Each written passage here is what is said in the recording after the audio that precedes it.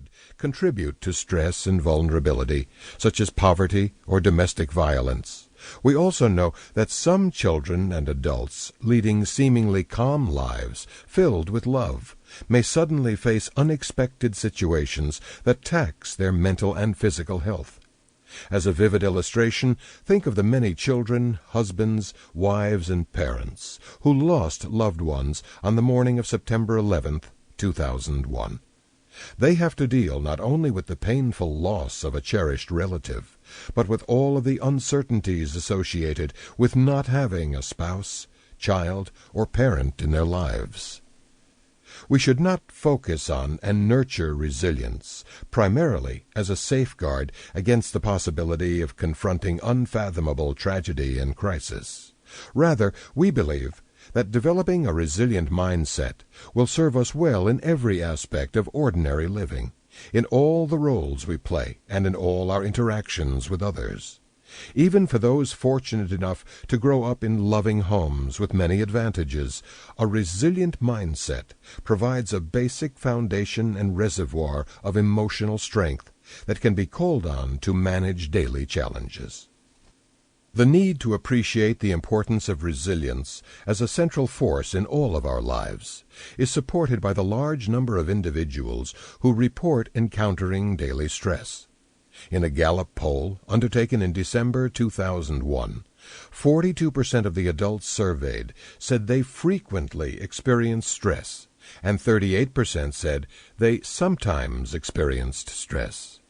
A report issued by the National Institute of Mental Health in 2002 noted that an estimated 22% of Americans aged 18 and older suffer from a diagnosable mental disorder in a given year. At any given time, almost 19 million American adults, aged 18 and older, suffer from a depressive disorder. A similar number have an anxiety disorder, and some adults have both. Our experience as psychologists and parents have taught us that certain guideposts can help people nurture a resilient mindset. This mindset contains assumptions about ourselves that influence our behavior, successes, failures, and relationships with others. The more aware we are of the features of this mindset, the more skillfully we can strive to strengthen and reinforce this style. We have created this audiobook in a format similar to that used in our previous works, presenting a framework of resilience and illustrating its concepts with many examples. We describe the main features of a resilient mindset and offer specific ideas and strategies to develop this mindset.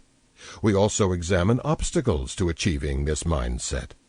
Understanding these obstacles helps us initiate steps to remove them and to discover more productive paths.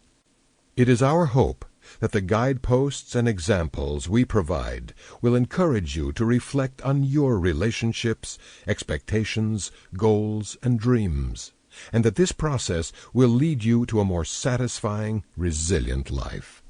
Remember, this process is dynamic and ongoing. It is not accomplished in a day, or a week, or a year.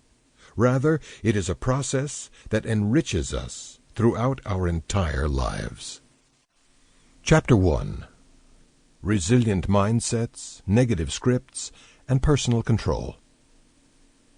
As a young boy, Alex Proctor thought he was retarded. He grew up during a time when we knew little about learning disabilities. He experienced great difficulty in school, especially learning to read. In the 5th grade, his reading level was equivalent to that of a 2nd grader.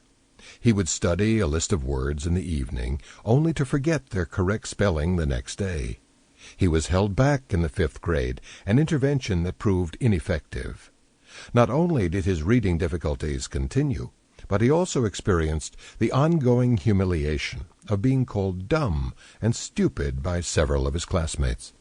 His teachers, failing to understand the nature of his problems, exhorted him to study harder, implying he was not giving 100% and could succeed if only he possessed the will to do so. The death of his father when Mr. Proctor was in 7th grade added to a stressful home situation. Mr. Proctor dropped out of high school and went to work as a custodian.